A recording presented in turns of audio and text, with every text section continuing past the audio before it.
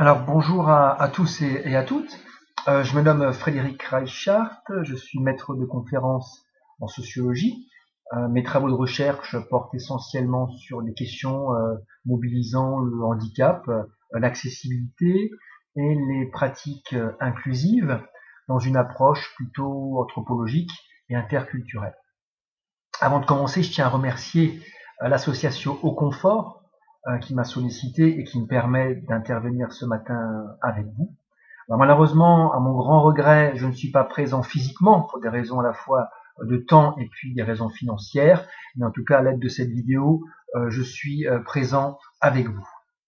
Alors la commande qui m'a été faite consiste à mobiliser, ou en tout cas à voir comment deux concepts, le tourisme et le handicap, je dirais se rencontrent et puis peuvent effectivement être mobilisés. Alors c'est vrai que le tourisme et le handicap sont deux objets qui sont différents, qui appartiennent à des champs distincts et qui vont convoquer des valeurs, des idéologies, des intérêts, des débats, des discussions qui sont différentes et qui vont aussi s'appuyer sur des organisations institutionnelles, des cadres légaux et réglementaires, des politiques publiques, des acteurs, des dispositifs qui sont spécifiques. Toutefois, je pense que le tourisme et le handicap ne sont pas des champs qui sont antinomiques et ne sont pas des champs qui ne peuvent pas se rencontrer. D'ailleurs, on parle de plus en plus de tourisme adapté, de tourisme accessible, de tourisme inclusif. En fait, moi, je suis convaincu que le tourisme et le handicap peuvent se retrouver, peuvent s'ajuster et peuvent se combiner. La question qui se pose, c'est de savoir comment est-ce que le tourisme et le handicap s'ajustent, et ensuite quels sont les enjeux et les perspectives qui découlent de cet ajustement. Alors pour répondre à ces questions, je vous proposerai un exposé qui va se répartir en trois parties. Dans un premier temps, je proposerai de définir le tourisme et le handicap, pour effectivement essayer d'identifier quels sont les points de convergence entre ces deux champs. Ensuite, dans un second temps, je montrerai l'émergence du concept d'accessibilité, qui est aussi une notion qu'il faut déconstruire afin de voir effectivement quels sont les enjeux qu'il implique. Je pense qu'il y a trois questions principales qui vont se poser autour de l'accessibilité. Premièrement, accessible à quoi? Deuxièmement, accessible à qui? Et troisièmement, accessible comment? De quelle manière? Et puis pour finir mon exposé, je terminerai par une illustration de la question de l'accessibilité qui pourrait être du coup appliquée au cadre et au potentiel d'Haïti.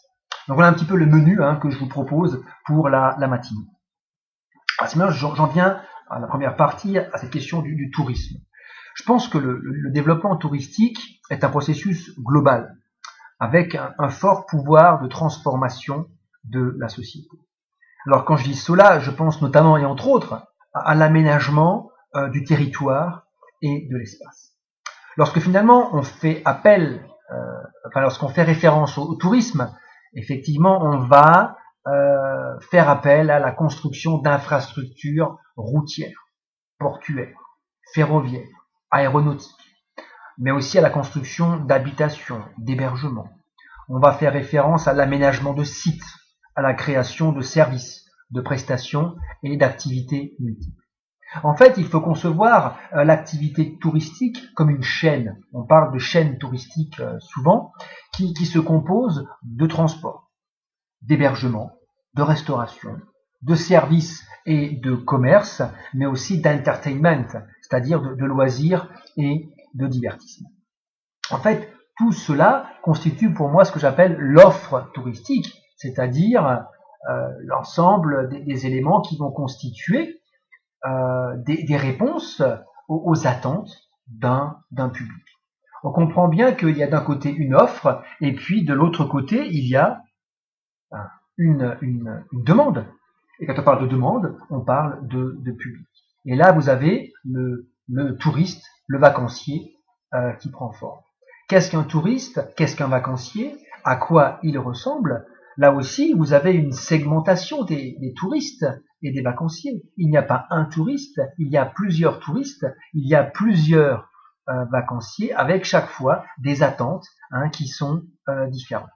Alors, ce tourisme qui est segmenté, euh, qui est divers, effectivement, va en tout cas être segmenté par rapport à différentes caractéristiques, par rapport à l'âge, par rapport au capital économique, par rapport au capital culturel, par rapport à la nationalité, ou alors simplement par rapport aux attentes. On comprend bien qu'il y a effectivement des enfants, des personnes âgées, des familles, des sportifs, qui sont autant de publics qui chacun auront des attentes différentes par rapport à des vacances.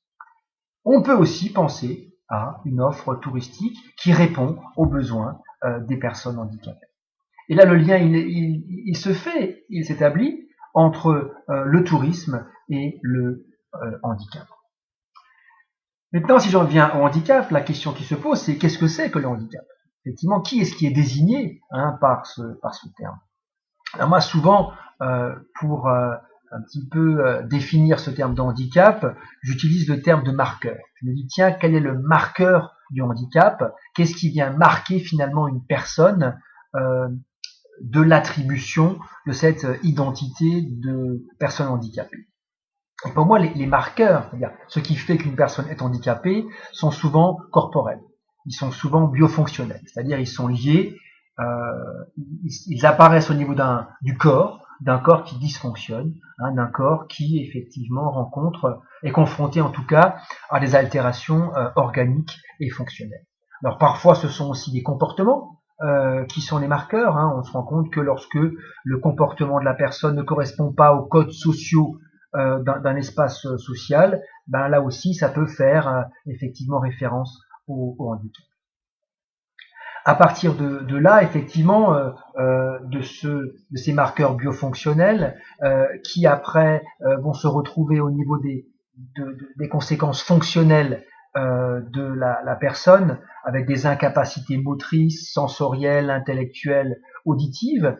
À partir de là, vous allez avoir des constructions typologiques. On va construire des grandes familles de handicap. Alors en Haïti, par exemple, vous avez les aveugles, vous avez les bébés, les babas, le cocobé, qui renvoient à des catégories typologiques qui sont construites sur les troubles fonctionnels des personnes.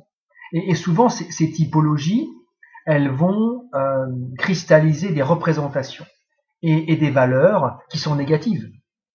Souvent, c'est le manque, l'incapacité, mais aussi la charge, le poids, l'inutilité, le fait d'être bon à rien, alors le danger, qui sont des éléments qui vont être des valeurs qui vont être associées, attribuées au handicap.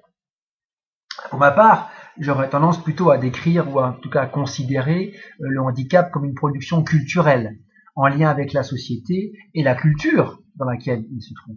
Je pense que il faut bien avoir en tête que pour comprendre le handicap, il y a, et de naissance, il y a plusieurs explications et plusieurs étiologies qui varient par rapport aux sociétés et qui s'appuient sur différents types de discours. Parfois, les discours sont plutôt médicaux, scientifiques, basés sur un dysfonctionnement du corps, et parfois ils sont plutôt basés sur un discours religieux, avec des croyances démonologiques, maléfiques ou divines. Celui qui est handicapé, c'est celui qui a été puni par les dieux car il a commis une faute.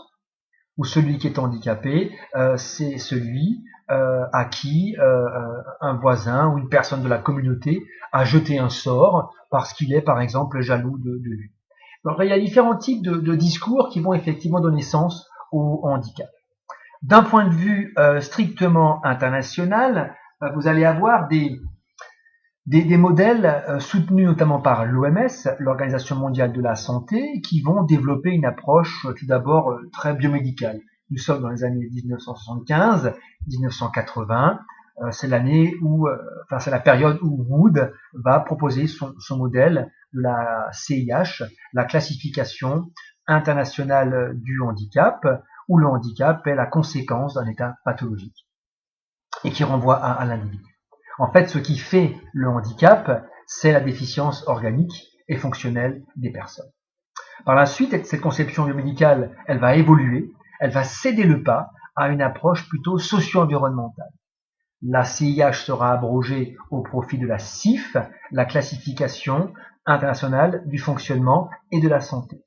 Donc, vous allez avoir ici des modèles socio-environnementaux. Le PPH, par exemple, le processus de production de handicap élaboré par Fougier-Rolas, s'inscrit également dans cette dynamique, où le handicap devient le résultat de l'ajustement manqué d'un être humain avec son environnement.